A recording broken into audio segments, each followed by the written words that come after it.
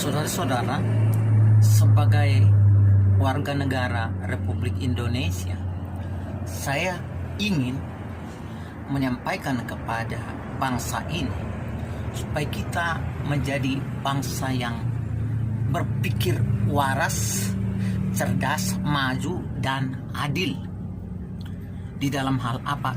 Termasuk di dalam menangani persoalan warga negara. Salah satu wujudnya adalah bentuk dari penerapan keadilan beragama itu, baik di dalam menilai sebuah pernyataan narasi agama yang diyakini oleh seseorang. Saya menyerahkan semuanya sesungguhnya kepada pemerintah, tetapi supaya secara berkeadilan kalau bangsa ini akan maju. Menanggapi dilaporkannya Muhammad KC dan sebelumnya saudara Joseph Paul Zhang, itu jelas sekali menurut pandangan saya terdapat bahwa mata negara ini hanya tertuju menghakimi masyarakat di luar dari agama tertentu, bahwa mata dari negara ini hanya bisa melihat sesuatu yang dianggap mengancam kerukunan dari pihak di luar dari agama tertentu. Jikalau itu berkeadilan, seketat apapun proses hukum itu, seketat apapun nilai hukum itu, seketat apapun keadilan dari hukum itu, tentu saja kita semua akan merasa tidak dianaktirikan, tidak dibuat semacam permainan, tidak dibuat hanya sebagai objek yang didominasi oleh orang-orang tertentu, termasuk penguasa itu sendiri, termasuk kroni-kroni penguasa itu sendiri, di mana sering penguasa itu lebih melihat sisi keuntungan atau kerugian politiknya, bukan melihat kebenaran yang sejati dari suatu keadilan yang berkeadilan, bukan keadilan yang fiktif mestinya yang kita pamerkan kepada dunia. Menurut yang saya pahami, jikalau memang kita mau longgar terhadap sebuah pihak, maka terhadap pihak lain tentulah harus kita lakukan demikian. Kalau memang kita ini makhluk yang berkeadilan, jikalau memang kita ini adalah makhluk yang memiliki kesadaran yang normal untuk bisa maju. Lain hal jikalau kita akan lama-lama lebih mundur dari negara yang terbelakang seperti Taliban dengan pandangannya itu, bagaimana warganya sendiri berbondong-bondong keluar dari negaranya. Jikalau seperti ini terus, saya khawatir semua pengusaha-pengusaha dan orang-orang cerdas di satu kelompok akan keluar beramai-ramai dari negara ini.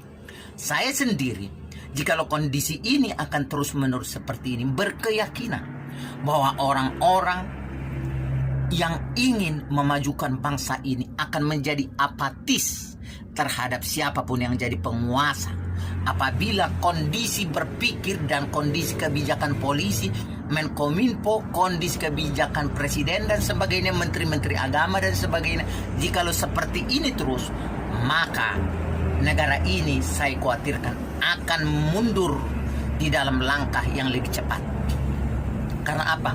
Pada satu sisi, semakin banyak orang yang cerdas yang memahami hak-haknya, semakin banyak orang yang cerdas memahami apa yang sedang terjadi. Semakin banyak orang yang cerdas, semakin banyak orang yang fasih di dalam menganalisa dengan alat ukur yang seimbang bagaimana sebenarnya negara ini di dalam memperlakukan masyarakatnya.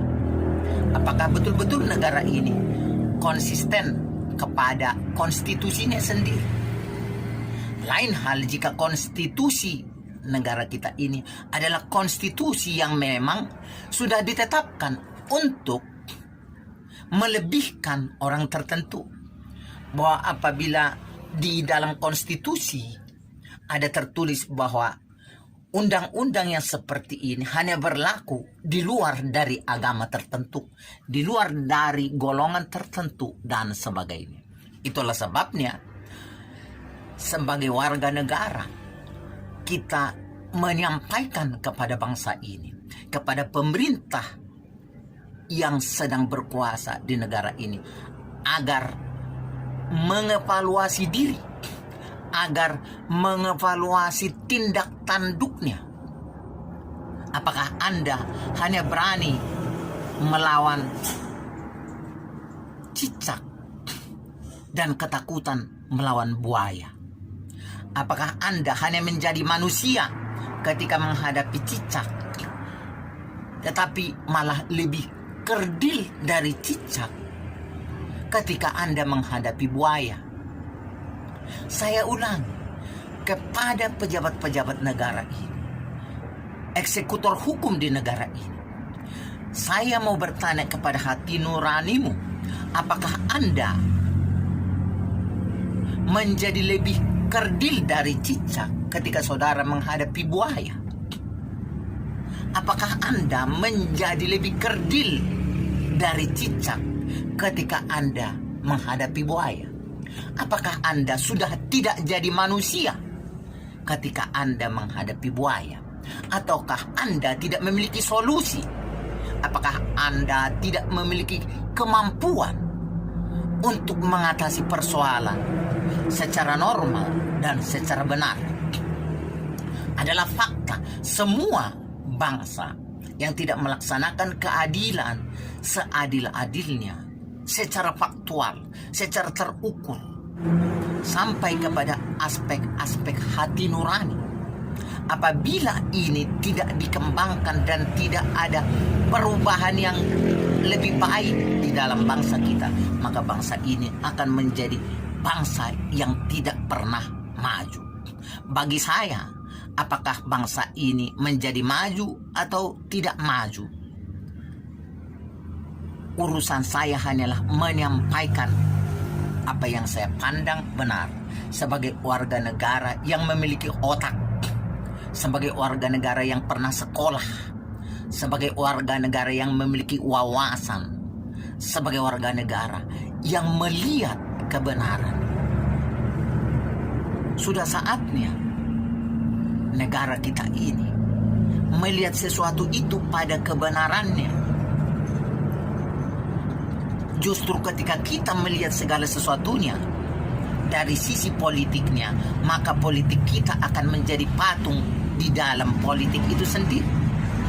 Tetapi sesungguhnya perkembangan kemajuan berpolitik akan juga lebih maju ketika politik itu berkeadilan, ketika politik itu terpaut dengan apa yang benar, ketika politik itu terpaut dari apa yang adil, ketika politik itu terkait kepada apa yang jujur, ketika politik itu terkait kepada apa yang adil, kepada apa yang fair. Apabila politik itu terkait ke sana, maka politik itu akan menjadi kokoh sebagai kontributor bagi kemajuan komunitas dan suatu negara. Kita melihat ketika di dalam komunitas tertentu terjadi dominasi terhadap dominasi orang lain, maka ketika satu pihak berkuasa, dia akan mendominasi pihak lain tanpa ikut kepada rule konstitusinya. Karena apa? Karena kita membangun bangsa ini dengan sebuah sistem yang campur aduk antara kecurangan dan keadilan, antara kejujuran dan dusta, antara keterbukaan dan penyembunyian. Semua bercampur baur. Semuanya bercampur baur. Semuanya bercampur baur sehingga masyarakat sendiri menjadi kebingungan di dalam rangka membangun negaranya. Bangsanya sendiri, rakyatnya sendiri menjadi kebingungan di dalam kontribusinya membangun bangsanya. Silakan saudara mencek betapa banyak orang yang tidak betah di negara ini ketika mereka menjadi orang-orang yang berpikir praktis untuk dirinya. Ada orang yang betul-betul karena komitmennya kepada bangsa ini, dia telah mengorbankan perasaannya. Banyak orang Kristen telah mengorbankan sebegitu banyak perasaannya demi komitmennya kepada bangsa ini. Sesungguhnya juga adalah haknya jikalau seorang warga negara meninggalkan bangsa ini untuk kemudian dia bebas berekspresi tentang apa yang baik di dalam pikirannya, di dalam value intelektualnya. Yang saya khawatirkan adalah apabila negara kita ini dibangun tanpa keadilan yang menyentuh pada nurani, yang menyentuh pada sebuah takaran yang seimbang, yang jikalau ditimbang antara komunitas A dan komunitas B, kemana Anda taruhkan beban curang itu? Ketika bangsa ini menghadapi sebuah komunitas A dan B, ke arah mana Anda berbuat curang? Ke arah mana Anda menekan jatuhnya timbangan? Saya tahu ketika bangsa ini mengadili dua orang dari komunitas A dan B, bangsa ini, negara ini sedang menaruhkan timbangan dengan menekan hanya pada satu sisi. Saya tahu. Jadi jikalau bangsa ini tetap berbuat curang pada dirinya sendiri, pada tubuh konstruksi negaranya sendiri, bangsa ini akan roboh pada waktunya. Saya peringatkan sebagai Nabi ke-25,5. Saya ingatkan bangsa ini akan segera runtuh jikalau kebiasaan seperti yang saya uraikan tadi tidak diubah secara jujur. Jikalau apa yang saya uraikan sebelum ini tidak diperhatikan dan tidak dilaksanakan, saya tidak mengunggulkan diri dari semua penegak hukum, tetapi faktanya kita masih dikuasai kebiasaan buruk dari keterbelakangan 500 tahun yang lalu. Saya berharap bangsa ini akan menjadi bangsa yang lebih baik. Salam persahabatan, salam persaudaraan, salam kasih kepada saudara saya semua, apapun agamamu. Tetapi kita harus mengintrospeksi diri jikalau kita memang ingin memperbaiki kebersamaan